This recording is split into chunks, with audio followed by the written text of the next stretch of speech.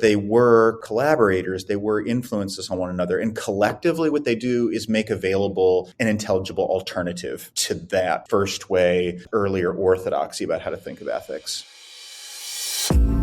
You're listening to Good is in the Details. I'm Gwendolyn Dolske, and this is the podcast where we learn what we didn't know in the spirit of Socrates, with the aim of a happy life, a more knowledgeable life. I'm going solo this time, but Rudy will be back for our next episode that will be talking all about happiness. For this episode, I picked up a book and I loved it. It's called The Women Are Up to Something by Benjamin J.B. Lipscomb. I was intrigued by this book because it has the image on it of 4 women philosophers. We've got Murdoch, Anscombe, Foot, and Midgley. If you are into philosophy, critical thinking, ethics, and history, this is an awesome book. This book is not only discussing the theories, but the people behind them. And these women were unusual. To start with, they were women in philosophy. You might not realize this, but philosophy has been a male-dominated subject since the beginning. So what made these women so extraordinary? And does it matter that they were women? These were some of my questions. I really dove into the work on Murdoch because I just loved her books, and I was so intrigued because she was a counter to the ethical theory of the existentialists that I enjoyed studying. But I always loved Iris Murdoch. At any rate,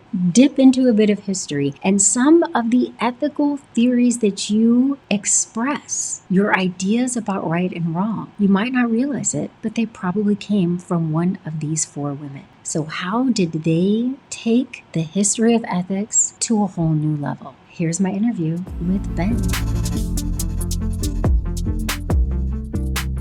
Anscombe figured significantly in my dissertation. But I didn't know more than that, oh yeah, they were all at Oxford sort of at the same time, like lots of people were at Oxford at that time. I didn't know that they'd all come up to Oxford as undergraduates within a year or 2 of one another, that they were friends as undergrads, that they were housemate colleagues over the decades that followed. It was when I read Mary Midgley's memoir in the late aughts that I thought, wait, they were all together for these huge stretches of time and were really influential on one another. Somebody's got to tell this story. The kind of thing that might even fall to me as somebody working at a little liberal arts college with significant teaching and committee responsibilities. A lot of things I can't hope to contribute to significantly, really cutting edge, refining some technical discussion to a fine point. But no historian is going to be invested enough in the philosophy to tell the story of what their work meant. Most philosophers are going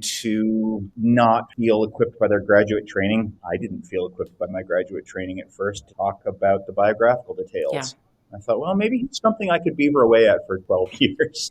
I love it. I studied the existentialist. And so I fell in love with not only their works, but the story of them. And I found that that is something that I realized I'm drawn to in philosophy in general. I want to know what it is like to be a philosopher instead of just reading the text. And even in our intro for this, we talk about how we want to learn what we didn't know in the spirit of Socrates. So it's not just what was his philosophy, but what was it like to be curious and inquisitive? And I think it brings so much life. I love the stories of Beauvoir. I love the stories of Camus. It's impossible for me to have an appreciation of his novella, The Fall, without understanding his own personal life. It brought so much more to the reading for me. So did you find that, or do you find that people still want to just say, no, wait, this is the text, and the way that they live their personal life is not relevant? Or did knowing about their personal life bring something more to the text for you? Certainly for me, I found it enriching to know what motivated these questions. Iris Murdoch has this great line in one of her essays. It's always a good question to ask about any philosopher. What's he afraid of? She proposes this as a hermeneutical observation, that if you know what's driving people, what they're worried about, what they're hoping isn't true, what they'd like to be able to be more secure about, out, I think you see the work better. Elizabeth Anscombe's little monograph on intention, I think, is rightly understood as her trying to get clear on a doctrine that would assign responsibility appropriately to Harry Truman for bombing Hiroshima and Nagasaki. Yeah, it's technical action theory, but what really drives her there is the thought there are people who are saying that because he was one of many and just signed his name at the bottom of a piece of paper, he didn't really do this. It drove her nuts. And she thought, well, we need better action theory then. Yeah. So let me put it in the context then for people who are listening and they don't know who these philosophers are. How significant was their approach to moral theory in the canon of ethics? I know that that's a big question. It's just that you even start off in the intro that really struck me. Was it Foot who saw the images, the newsreels of the camps from the Holocaust? And she stepped out and was like, no, what constitutes morality can be an objective claim. This is not subjective, that this was right or this was wrong. And I think that that is actually really relevant today. Yeah, what they're reacting against is an orthodoxy, almost a dogma from the first half of the 20th century, and with roots going back further, that there's this absolute split between facts and values. When we talk about better and worse, good and bad, right and wrong, these are projections onto a value-free universe. That we shouldn't think of the real as connecting up in any essential way to these judgments that we make and guide our lives by. And yeah, Foot sees the newsreels from Bergen-Belsen, Buchenwald, and says, it's like I was saying about Murdoch's question, that can't be right. Don't let that be right. Let me see if I can find a conceptual vocabulary, theoretical framework that will make sense of my immediate visceral reaction that something more can be said here than, well, they see the world differently than I do. They have different preferences or attitudes than I do. The view that these women set themselves against is still very much alive. I think a lot of people think of it as the only scientifically respectable, only suitably late modern thing to think, that facts and values don't meet. But what I think these women do between them, not because they ever drew up a manifesto, they weren't like the Vienna Circle or the Frankfurt School where they had a base of operations, co-wrote testimonies to what they were up to, but they were collaborators, they were influences on one another. And collectively, what they do is make available an intelligible alternative to that first way, that earlier orthodoxy about how to think of ethics. Maybe one of my favorite thinkers to read about in your book was Iris Murdoch. So I don't know. Maybe it's because most engaged with the existentialists. Yes, exactly. So I first became familiar with her work because she wrote about Sartre. She wrote about the problems with his theory. And then when I became more curious about her, I read some of her novels, The Italian Girl, The Sea, and I was just absolutely in love with her work. On that note, you really opened up my eyes to something because there's a part in here where there's this description of the young Murdoch going to, I believe she went to Louvain. She is hearing a lecture by Sartre. You're describing she's writing these notes, Jean, like, this is genius, this is amazing. And as I was reading it, I had a thought, I wonder if the author made a mistake because I've read her work on Sartre. She does not find him that way. But when I finished that section, it said she ended up writing everything against him, but she could trace her philosophical desire, her roots to wanting to be a philosopher to that moment. And what it taught me was the importance of engaging in ideas that I had, of course, I assumed, right, that if she's writing one way, then she always had this idea. But a lot of times in order to put forth your own idea, you have to engage. Ideas that are other than your own can be the inspiration for launching your thoughts. But I thought that that was a really beautiful, I was trying to imagine the young Iris Murdoch like taking notes and sitting in on one of his lectures. And then later in life, writing a book, completely disavowing them and saying that they were all wrong. I think she even said his book, Existentialism and Humanism, I think she called it that rather bad little book. That sounds like something she would say if I don't remember the exact spot. Yeah, that she thinks that he exaggerates our willpower, our capacity to direct ourselves by choice. She wanted, like her friends wanted, to stress the way in which habituation, the development of character over time, in one's milieu, that their moral task lies there more than in moments of choosing. I don't know whether that's in some ways an exaggerated reading of Sartre. I know him, but know him more glancingly. But Yeah, she does think that Sartre is asking all the right questions, that one of her objections to the Anglophone philosophy that she learns at university before she graduates, before she goes off to serve with post-war reconstruction and refugee resettlement, which is what she was doing when she was in Brussels and got a chance to catch Sartre's lecture. She complained that these Oxbridge philosophers weren't talking about the profoundest questions of life. They weren't talking about politics and religion. Whatever she thought of Sartre's answers after another 5 years or so of reflection, she thought, well, he's trying to talk about the stuff. Mm-hmm. The other thing that you were writing about Murdoch that really struck me was her hesitancy of knowing where she fit. Because, of course, she's brilliant. And so to know that she was going through that own inner turmoil, she's at Oxford, she's in love with fiction, she understands the history of philosophy, and to think that she actually sat back and was like, wait a minute, what do I have to contribute? That's extraordinary to me. The fact that she's so engaged with these French authors who operate, as you know, in a really different style from 20th century Anglophone philosophers mostly. So she's engaged with stuff that her peers don't take seriously. She is up against a new kind of orthodoxy, a methodological orthodoxy that comes on in the 1950s in Oxford when she's in the middle of her teaching career there. She abandons it. She goes off and does other things in 1963. Before that, she's surrounded by all these people who are practicing what's known as ordinary language philosophy, this minute, extremely careful, extremely punctilious examination of the nuances of usage. It's not that she has no respect for it, that she thinks that it can't accomplish anything. But again, she wants to talk about why she became a communist and why she stopped being a communist, why she was drawn to existentialism and what essential human things she thinks the existentialists are not describing correctly, about her own religious quest. J.L. Austin, the White's professor of moral philosophy, the most honored, revered member of the subfaculty in Oxford at the time, is convening these Saturday morning gatherings to talk about things like different flavors of excuse, what each carries with it or implies. The people who are doing that painstaking work thought of her grand, elusive, English Channel spanning musings as sloppy and undisciplined, and it got inside her head. I think it's really sad because she is brilliant,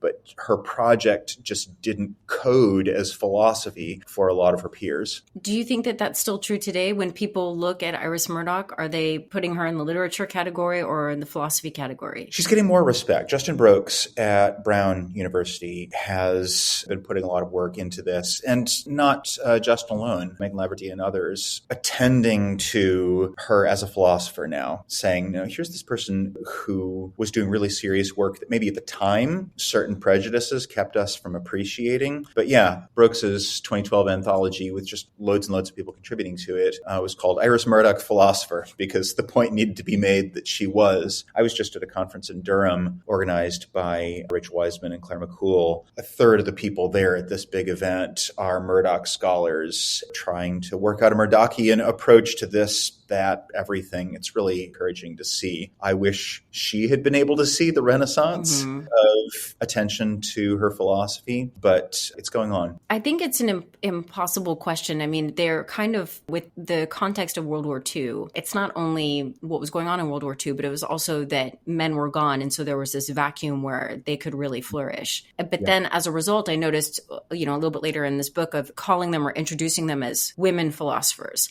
and just kind of rejecting that and saying like, oh, no, this is a philosopher. I think it was Foot who was giving a lecture, and how many times she was being introduced as the first of the first to give this kind of a lecture. And she just wanted to be known as like, no, wait, I'm an intellectual coming in giving a lecture. I'm not a first of a first. But at the same time, I have to say what drew me to your book was the fact that it was about women. So where is that balance between understanding the significance that they were women without reducing them to the fact that they are women? Right. I'm interested in their positionality, to use a jargony word that gets thrown around a lot nowadays. I'm interested in the ways in which their work was harder, the ways in which being socially marginalized, having to press more to get a hearing for their ideas, and having to rely on one another, sometimes because they didn't have access to the same spaces, the same interlocutors as their male peers. Ways in which maybe that shaped their thought. thought. But yeah, Foot particularly was really insistent on this. And I remember I was at Wolfson College giving a talk back in November 2021, just when the book had come out. I'm not going to remember her name, but a historian of the 20th century saying, yeah, I've noticed this. A lot of really impressive mid-20th century women scholars really wanted to not emphasize this, that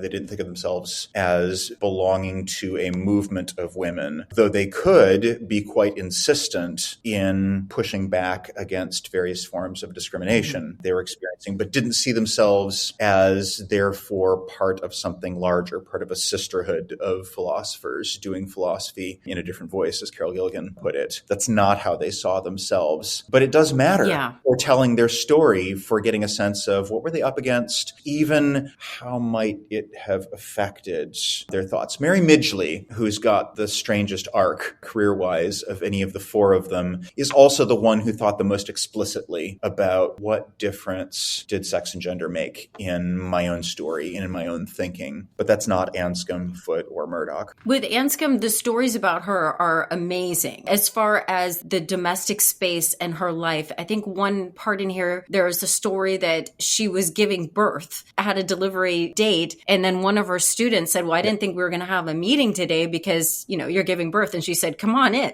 We're still having the meeting. So to me, I still think that that's important. Let me give an example. In Tolstoy's Confession, he describes his despair and his depression. And there is a line in there where he's saying, I was thinking, what should I write anymore? What does it matter? I'll just go ahead and write. He was writing War and Peace at the time that he is writing about this deep despair. I cannot look at War and Peace the same way now that I know that he's like, I'll just keep writing. And so it's that's just what he does, even though he's in despair. So I would think with Anscombe, I'm thinking the same thing. It's like looking at her work and thinking, my God, you've got, was it 7 children? Yes. She is in charge of. I can't read the work in the same way because I think that's going on in their personal lives. It's extraordinary. Out of the 4, or were there any stories that surprised you when you uncovered some tea, if you will, and you're like, okay, this has got to go in the book? I think she's probably the most, she sounds like the most fun to me. I mean, the most, this idea of, what was it? She's going into a place and it says that you can't wear pants, or women can't wear pants. So she just apparently takes them off at the door and says, okay, now I'll come in. Yes. And some of these stories, there's like 3 or 4 versions, which makes me think, okay, I don't know if they all happen separately, but something like this has come down because it did. For instance, with the baby delivery one, I had from another Somerville connected person that Anscombe was her tutor and said, well, let's see here. I need to make my next appointment with you for your upcoming tutorial. Monday, I'm giving a paper. Tuesday, I'm having a baby. I can fit you in on Wednesday. Yeah.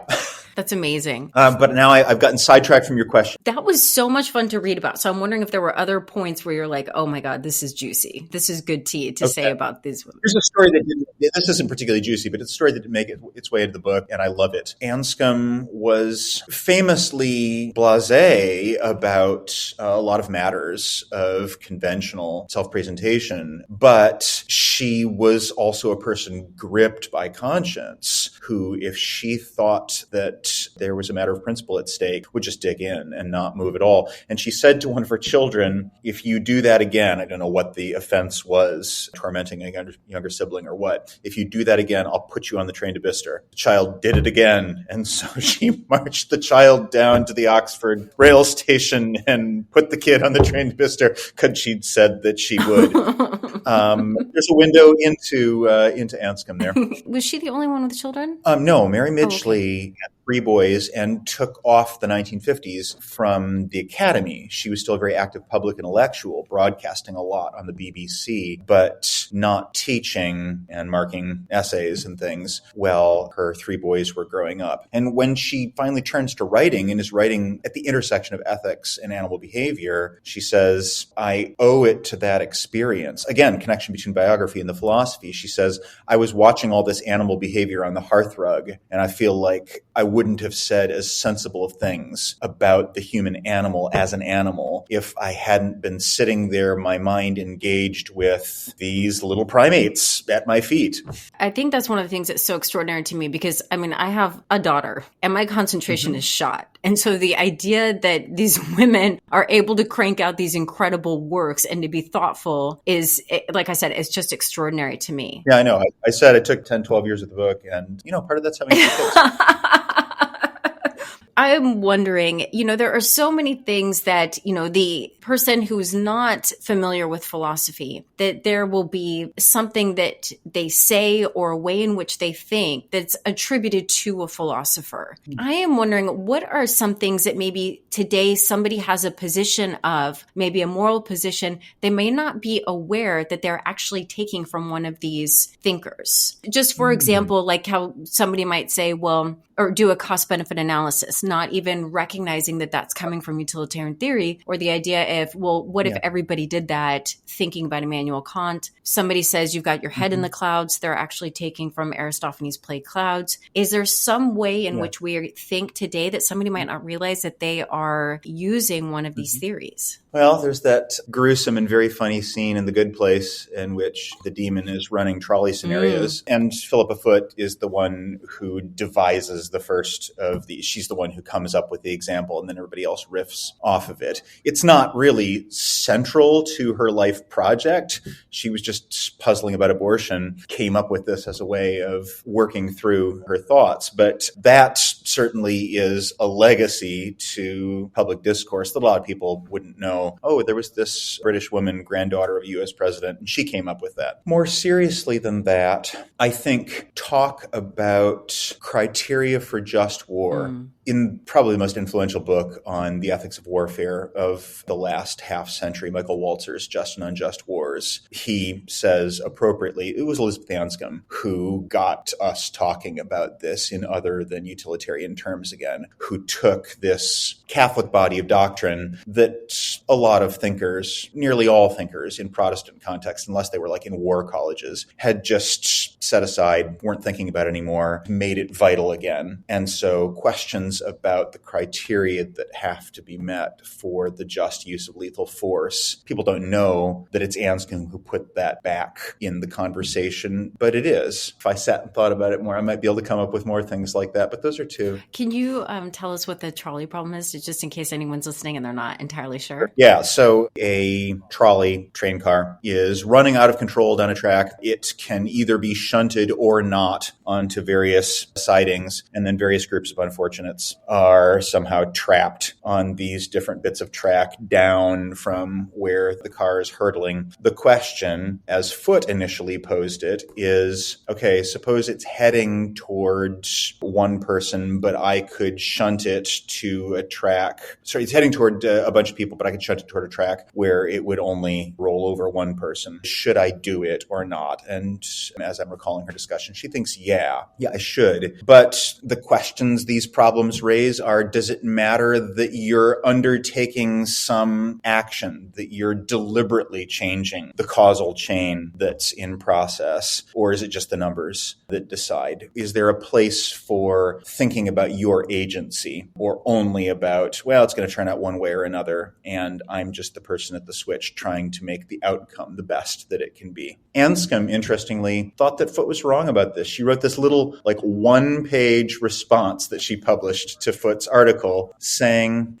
I just don't see it. Consider a problem where you've got one lifeboat and there's people on two different islands and the tide is rising and it's going to drown them. And there's more people on the one island and fewer people on the other island. Suppose, for whatever reason, I go to the island with fewer people and rescue them and bring them back. Is anyone wronged? She said.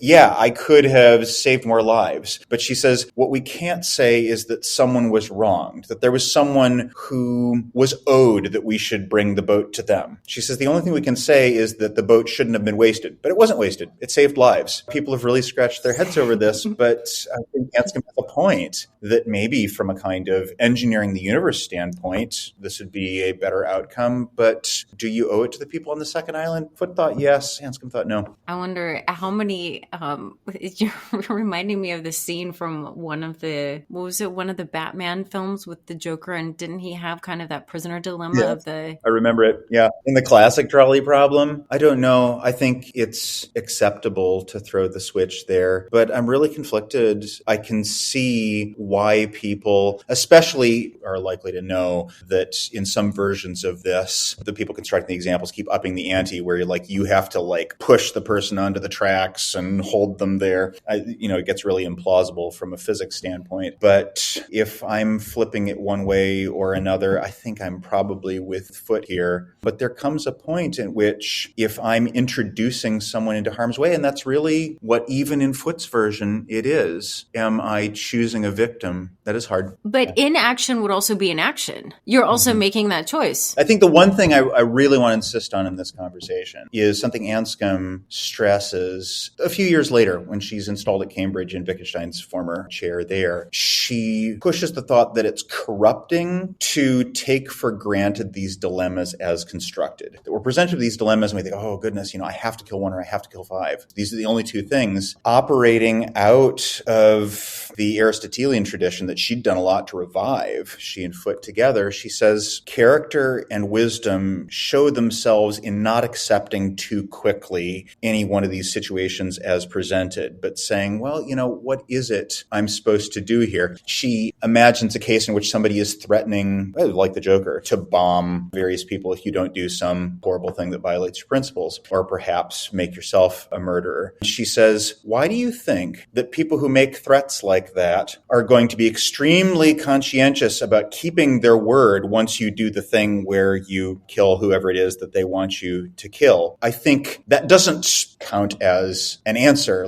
tick this box or tick this box with respect to any constructed trolley problem. But I think it's a really good thing to make ourselves remember every time we're facing one of these dilemmas that what you see as possible and what you take as inevitable and I'm stuck with it is ethically important. Anscombe's central concern, I think, in the second half of her career, but really for much of her career, when she wasn't just working on the interpretation and translation of Wittgenstein, was on the concept of murder, which she thought we were in danger of losing in the late modern world, that we were thinking that there were justifications for deliberately killing the innocent. She stands against that in every form she can identify. It is in certain ways and in certain contexts a countercultural thing, and she knew it. I think she's right about that. I will take a position. I think she's right that in warfare, it's really important to discriminate between combatants and non-combatants. That's what is really important about philosophy. I mean, I know that we kind of joke a little bit about sometimes what we in philosophy and just ideas and there's no answers. But really, in all seriousness, there's a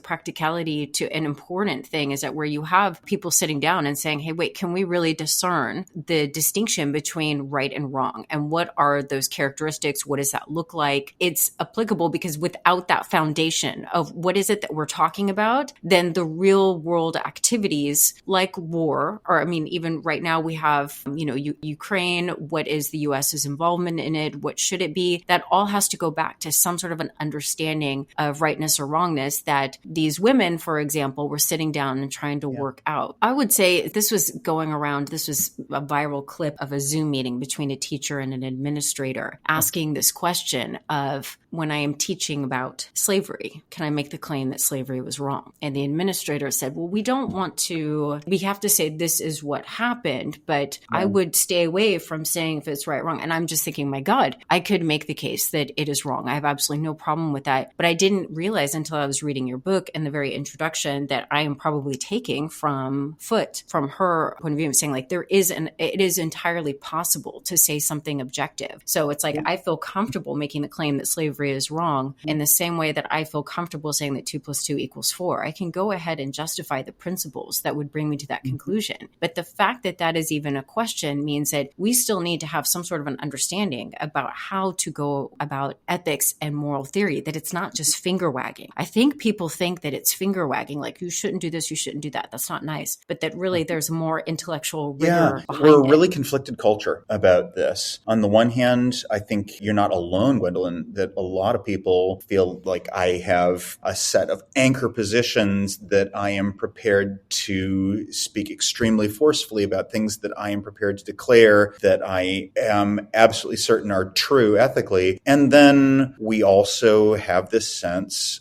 quite widespread, that, how can we really ground that in reality? Maybe this is all just our preferences. Maybe this is just finger wagging, as you put it. And you remember from my introduction, this is embedded in our curricula, even, that kids first, second, third grade do these exercises in sorting out facts from opinions. It would be fine if what that was a distinction between different kinds of evidence bases, or if it was a distinction between things that multiple sources could corroborate using certain kinds of methods. But instead, it's really presented as a distinction between the real and the unreal, that there's facts over here, and that's like the world. And then there's stuff like it was just Father's Day, my dad is the best daddy in the world, which nobody thinks is presented really as a proposition at all, but then write on lists that kids will do with these exercises alongside the daddy one, or strawberry ice cream is the best, will be Abraham Lincoln was a great orator, you should not murder, slavery is wrong. We are in some moods and in some moments uncomfortable with the respectability of what at other times we are utterly, wholeheartedly, unreservedly committed to. I think people are really pulled within themselves. I know you said it took you 10 to 12 years to write this book, but I have to ask, are there any other thinkers on your radar? Do you want to go on this project again, or what is next for you? Or is it too soon to ask that? You need to bask in the joy of this work. Not too soon. I got really interested as I was working on these four philosophers, thinking about their lives, how much work they did for the BBC, other magazines, newspapers that were aimed at the general public. I got interested in the extent to which philosophers were public intellectuals in Britain in the 1950s, and somewhat on either side of that. And a lot of that's to do with this really aspirational radio channel that the BBC started in 1946, right after the war, the third program, and it lasts into the mid-60s. Yeah, I'm turning over in my mind the possibility of a book called something like Philosophy on the Air about all of these philosophers and how they shaped what they did for the context of radio broadcast, what the corporation was thinking it was getting and what it was looking for in sponsoring a lot of philosophical content, and in how the wheels came off. In the 1960s, the faith of the corporation was lost in this, or somewhat lost in this kind of programming. What happened there, which I think could have the story, even if it's a decline and fall story, which I'm not totally certain it would be, but I suspect it might be. It might have lessons. It might be a kind of parable about public intellectualism. Ben, thank you so much. We've got a lovely audience of people who are just interested in ideas, and I think that this is just going to be great. Thank you so much. Thanks so much for having me on. Good is in the Details is produced by Dr. Gwendolyn Dolske and Rudy Sala. Be sure to check out our Patreon for extra content. And I'll also put a link to our new book, Interview with Intention. If you fancy starting your own podcast, this is a great book for you of how do you navigate those interviews, how do you get the best questions and the best answers from your guests. Don't forget to rate and review our podcast on either Spotify or Apple. It really, really helps us with the algorithm, and we appreciate it so much. If you enjoyed this episode or any other episode, take a screenshot and tag us on Instagram at goodisinthedetailspod. You can also get in touch, goodisinthedetailspod@gmail.com, or our website, goodisinthedetails.com. Okay, until next time.